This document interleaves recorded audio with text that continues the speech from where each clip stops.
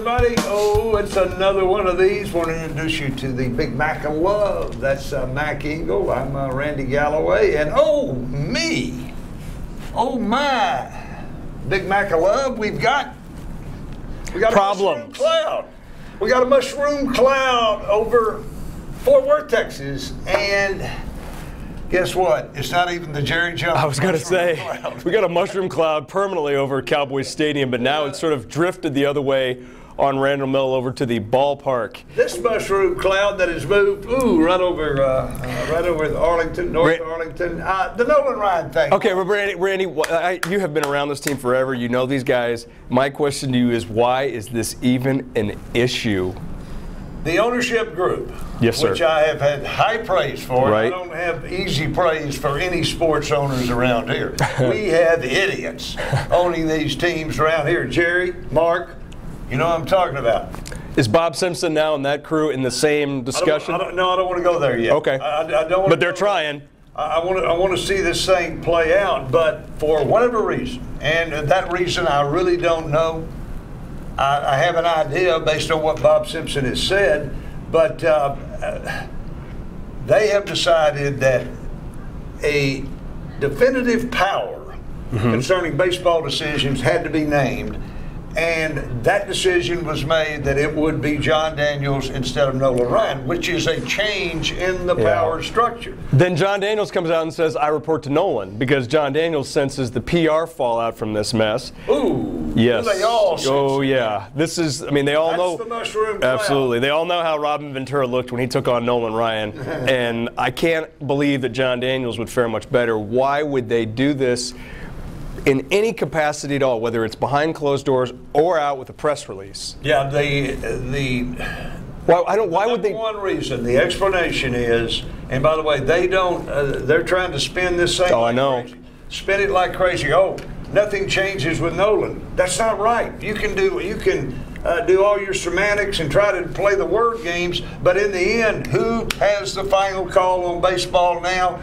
John Daniels does, and as of the end of last season, that's not the way it was. That's not the way it's been around. Then what changed?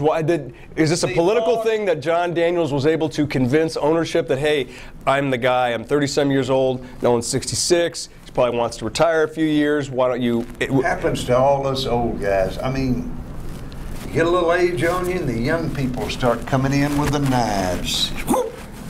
Love you. No, and by the way, I don't know if, I felt that. I don't know if John Daniels engineered this. I kind of think he didn't, but I think the ownership group looked at it and went, well, we got old school baseball, Nolan and his people. We got new school baseball, John Daniels and his people. The time has come to make a decision. We're going with a new school, young guys. Why did a decision have to be made? They got to 2 World Series, they got to another playoffs? Drives me nuts. I mean, here's the way this thing has worked. Old school, new school, bashed all the time. Yeah. Decisions. Not on every decision, but it did. Bam, bam, bam. But you know what? And then it was like, let them bash. Let them butt heads, and then get it all worked out. And more times than not, in fact, in a vast majority of times, the club seems to have made the right decision. Not in every case, but right decisions have been happening. Certainly things went right on the baseball field. This team went to 2 World Series in the last 3 years. This team has averaged 93 wins over the last 3 seasons. We're talking the Rangers here, bottom of the baseball barrel for 4 decades. Whatever has been happening has worked. Why do you have to change it now? They'll say because they were ownership's opinion, and this is some private thought, but it should be public. They're saying because we thought these young guys, we were going to start losing them to other teams. And we want to keep them together, and the way you keep them together is by giving them titles and power. Yep. Yeah, and making John Daniels. So what are they going to give? You've said this, you've written this. There's a chance Nolan Ryan could be gone from the Texas Rangers by opening day. By the way, I don't know that. No, I know. You didn't say that you knew that. You said I didn't talk to Nolan. Okay. Nolan, call me.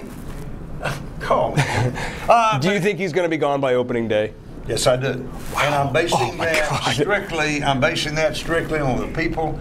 A lot of different people who are close to Nolan thinks that after there's some obligations that he's committed to, he's gone. Over the month of March, that he's going to walk away. Okay, well, Randy, I'm not real saying quick. he will. He's 66. I'm just saying that's what he's been told. I've thrown this out, and you didn't really address this, but I think it's implied that Nolan Ryan still wants to work. Yes. Oh, there's no health problems. Okay. Don't even mention health. That's not a deal, and he is not retiring. If he leaves, it's strictly because the job he had, the power he had, is no longer there. Any chance if he leaves that Bob Crane and the Houston Astros come down and give him a title and that groom him, try to give him for a job? That guy in Houston's probably an idiot anyway. Fit in well with our ownership. Jim Crane's his name. Sorry, Jim Crane. And if he, by the way, if he doesn't do that, they're as desperate as Tom Hicks was when he hired Absolutely. Nolan. And they're that desperate in Houston. They need somebody down there to just rally the fandom and everybody else. Nolan would be the man. He'd be crazy. He'd offer him $20 million a year. If Nolan leaves, Nolan, please come to Houston. If Nolan leaves, do you see the dark cloud, the mushroom cloud that has a permanent residence over Cowboys Stadium, expanding its territory and then occupying the cloud space directly above the ballpark in Arlington? Just win, baby. No. This isn't about just win. Oh, no. Now that he's leaving, do you think that he leaves? Do you think that it starts to slide down? Well, here's the deal. It's going to be a PR disaster. No doubt. That's a given. If Nolan goes, it's already a PR disaster for him. And we're just kind of getting into the middle of it now. It's going to be a PR disaster. But winning cures all.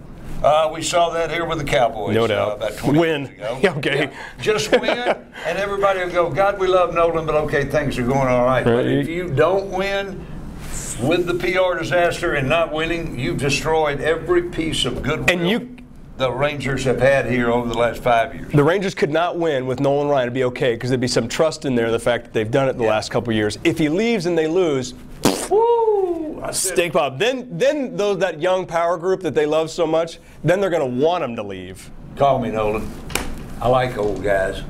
I want to. We'll be back next week.